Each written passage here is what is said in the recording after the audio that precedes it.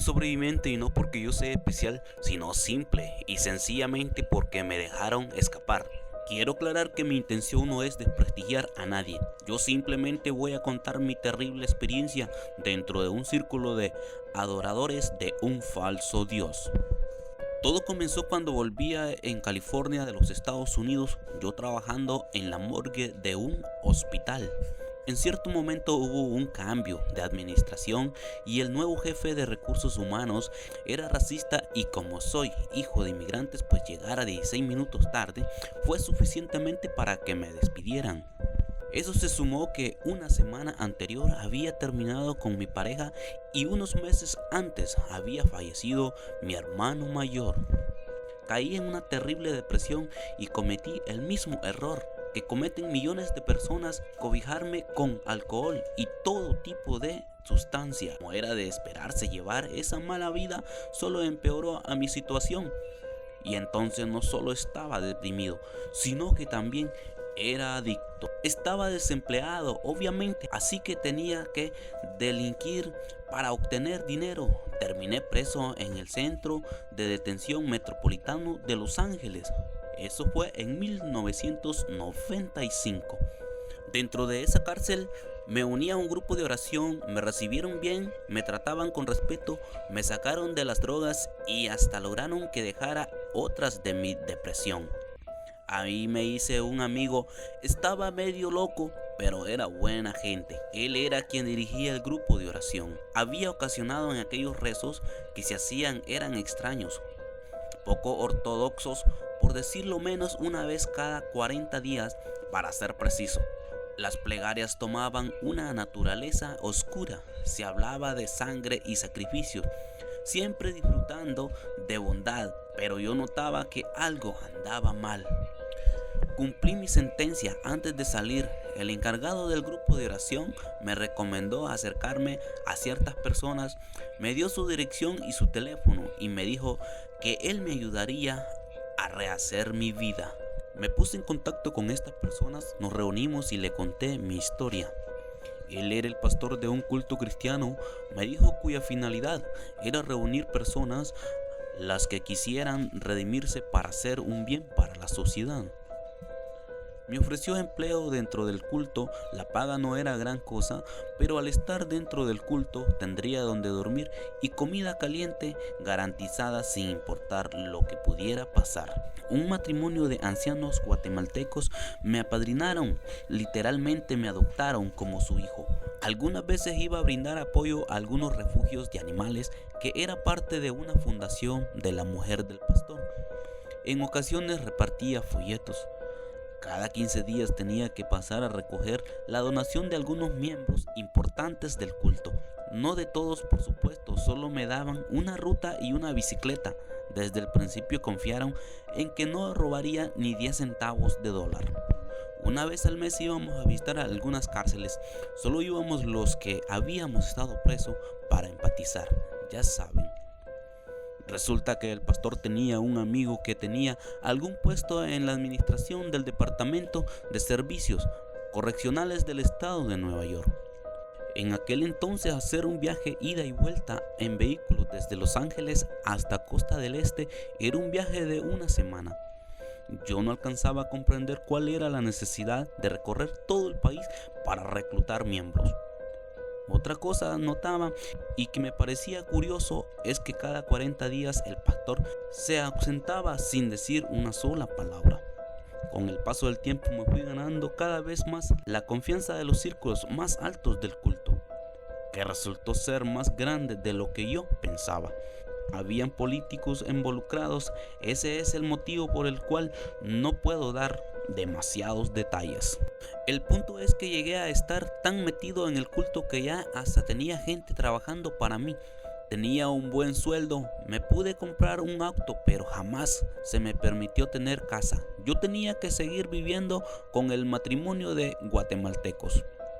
Y yo estaba encantado de la vida, era feliz estando dentro del culto, ellos eran mi familia. En una ocasión llegó la policía a la casa del pastor a realizar un conteo. No pasó a mayores, pero ahí comenzó levemente a encenderse esas señales de alarma. Ese mismo mes el pastor me dijo que había llegado el momento de que el culto trascendiera fronteras. Me envió a Monterrey como misionero para reunir gente, aunque me aclaró que las personas que yo iba a reclutar no entrarían a formar parte del culto, sino que ellos serían otra cosa que los ofreceríamos a Dios. No tenía ni la más mínima idea de qué significaba eso exactamente, pero sí tenía que ver con Dios. Yo supuse que era algo bueno, aunque en el fondo tuve una sensación la misma que sentía cuando en el grupo de oración las cosas se tornaban un tanto oscuro. El pastor fue muy específico sobre a quienes podríamos reclutar. Nada de menores de edad, tampoco personas estudiadas. Me dio más detalles, pero me extendería demasiado. Lo que sí es importante mencionar es que él me dijo que nada de folletos. Todo tendría que ser de boca a boca.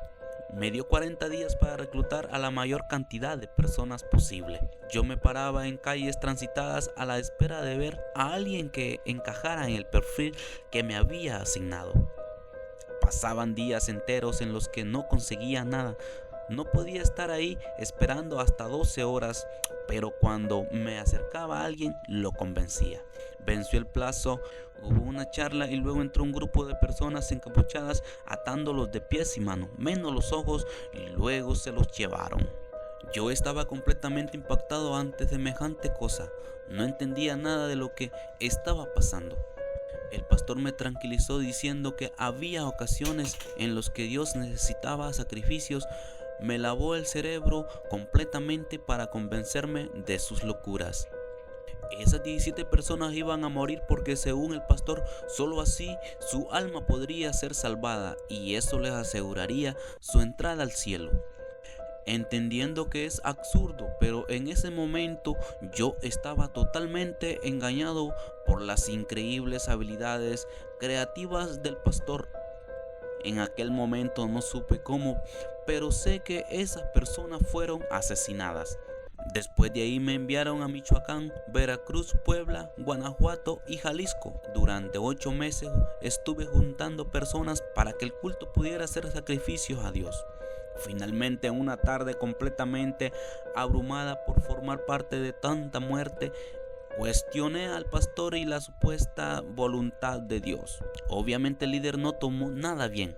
La cara que me puso jamás se le había visto. Era una mezcla de enojo y decepción. Su mirada era electrizante y atemorizante. Me dijo que solo los débiles dudaban, pero que si necesitaba ver para creer, pues así sería. Fui enviado una vez más a reunir gente con la promesa de que yo sería testigo de la voluntad de Dios para que pudiera entender la importancia de lo que hacía. Fue en la Ciudad de México, hice lo mío, conseguí personas, pasaron los días y nos reunimos todos con el pastor. Al igual que la vez anterior hubo una charla y como siempre al final entraron los encapuchados, solo que ahora también yo fui amarrado. Nos subieron a todos a una camioneta, nos aventaron unos sobre otros sin importar que nos lastimáramos. No tengo idea de a dónde nos llevaron, pero estuvimos dentro de esa camioneta varias horas. Ninguna de las personas me reclamó, pero era porque todos teníamos la boca tapada. Aún así yo sentía como me maldecían. Luego nos bajaron de la camioneta y nos aventaron a la caja de un tráiler. Estuvimos tanto tiempo en ese tráiler que hasta me quedé dormido. Cuando desperté seguíamos en movimiento. Finalmente nos bajaron. El tráiler se había detenido en las orillas de la selva. Nos hicieron adentrarnos hasta llegar a una casa. Dentro había un montón de gente encapuchada, pintados de la cara. Nos metieron a un cuarto oscuro y ahí nos dejaron en un buen rato.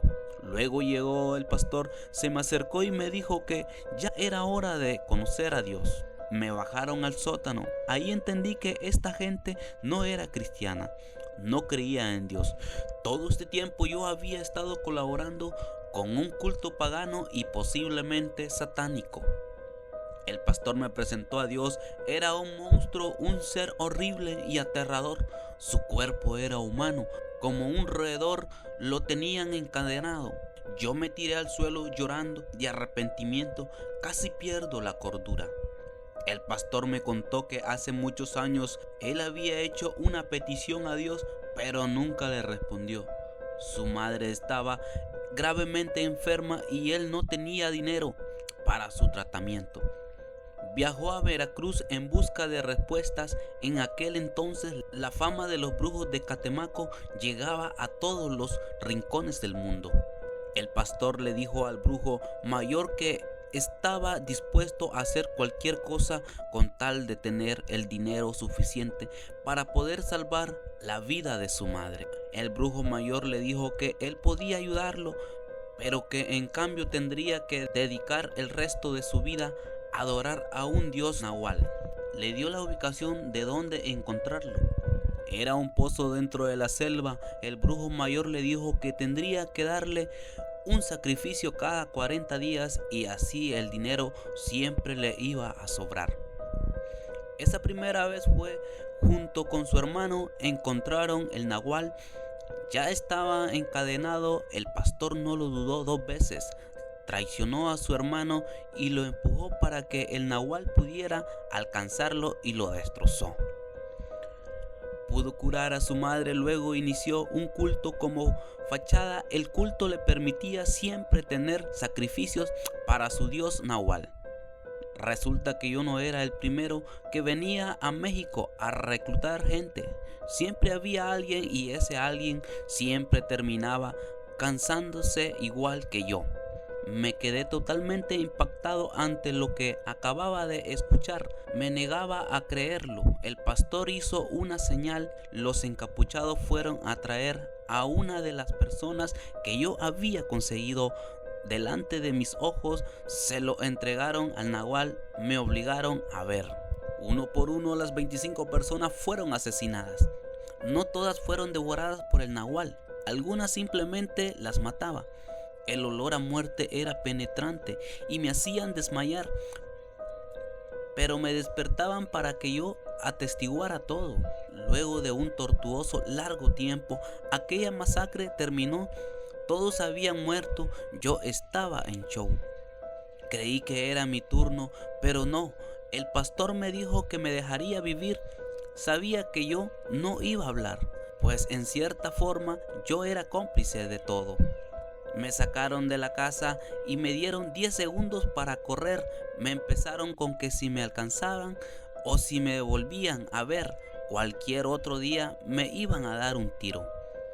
Estuve escondido por más de 1 año. Desconozco si al día de hoy ese culto siga activo, pero tengan cuidado de en quién confían. Carne humana. Esta es una hermosa leyenda que posiblemente exista en la vida real, que posiblemente aún todavía exista. Así que no confíen en cualquiera. Suscríbete a nuestro canal. Bajo la mano de Siente el Frío. Síguenos para que sigas disfrutando las historias.